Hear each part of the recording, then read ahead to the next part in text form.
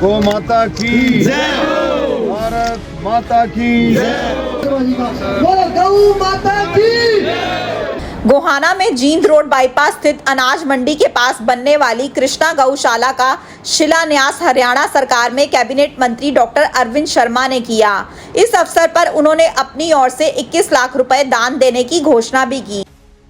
Doctor Arvind Sharma ने कहा कि आज कृष्णा गौशाला का शिलान्यास किया गया है, जो गोहाना की गायों के लिए एक सराहनीय पहल है। उन्होंने कहा कि गाय में 33 करोड़ देवी देवताओं का वास माना जाता है और गाय की सेवा सबसे उत्तम सेवा मानी गई है। गोहाना की कृष्णा गौशाला इस दिशा में एक महत्वपूर्ण कदम है, जिससे यहाँ की गायों को आसरा मिलेगा। डॉक्टर अरविंद शर्मा ने कहा, पिछले लंबे समय से यहाँ गौशाला के लिए जमीन आरक्षित थी और आज शहर वासियों के सहयोग से इसकी शुरुआत हो पाई है। गाय की सेवा अपने माता पिता की सेवा के समान है। सभी लोग मिलकर इसे आगे बढ़ा रहे हैं।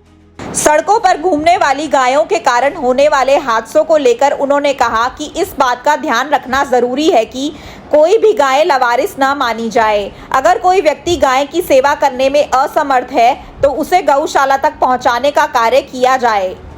गौशाला की जमीन से जुड़े विवादों पर मंत्री ने स्पष्ट कहा कि गौ माता की जमीन पर कोई विवाद नहीं होना चाहिए। सभी पक्षों को मिलकर शांतिपूर्वक इसका समाधान निकालना चाहिए। देखिए, बहुत खुशी की बात है, श्री कृष्ण आदर्श गौशाला जिसकी जमीन बहुत समय से गौशाला की जमीन यहाँ आरक्षित थी, पड़ी हुई थी और सभी शहर के मौजूद साथियों ने मिलकर के, मंडी शहर सभी ने मिलकर के इस काम को शुरुआत की है। बहुत ही बधाई का काम है, शुभकामना का काम है और हम सब जानते हैं गौ माता और हमारे हरियाणा में तो विशेषकर इस बात का बहुत चाव चढ़ता है गौ माता की सेवा के लिए, क्योंकि सब मानते हैं गौ माता की सेवा ऐसी है जैसे अपनी सगी माँ की सेवा। 33 करोड़ देवी देवताओं का वास गौ माता में है। तो एक और नई शुरुआत, हमारे पहले भी काफी गौशालाएं हैं हमारे हल्के में, गोहाना में, लेकिन एक और गौ माता के इसकी गौशाला की शुरुआत करके हमने और इस पुण्य का काम जो है इसको आगे बढ़ाया है।